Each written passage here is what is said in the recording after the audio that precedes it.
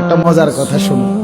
মজার কথা হইল, ফজরের নামাজে যারা উপস্থিত হয় না, তোমারে আল্লাহ তাআলা তার বান্দাদের মধ্যে সমাবেশের যে মূল হিসাব এখানের মধ্যে গণাতে ধরেন। তোমার মতো ফালতুরে আল্লাহ গণাতে ধরেন।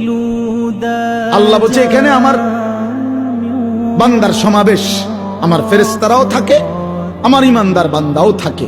অতএব যে নাফরমান ফজরের নামাজ পড়ে না, এই অপদার্থ আল্লাহ তাআলার বান্দা হিসাবে আল্লাহ গণাত ধরে। যাবে না জানোয়ার, ইটা থাকবে না। ভাতের দরকার হলে ভাত খাইস, পেশাবের দরকার হলে পেশাব করিস, ঘুমের দরকার হলে ঘুম যাইস, হ্যাঁ, যৌন চাহিদা পূরণের দরকার হলে চাহিদা পূরণ করিস, কোনো অসুবিধা নাই বেটা। নাফরমান এগুলো আমি কুকুর বিড়ালেরও পূরণ করি, গরু ছাগলেরও পূরণ করি, আর তোরও করুন যা। গরু ছাগল কুকুর বিড়ালও খায়, ঘুমায়, পেশাব পায়খানা করে, যৌন চাহিদা পূরণ করে, ঠিক আছে জানোয়ার তুইও পড়ে থাক।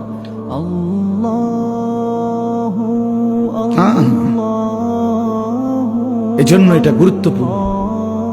পরে আল্লাহ তাআলা বান্দার কাতারেই রাখে না যার কপালে গোলামির সেজদা নাই।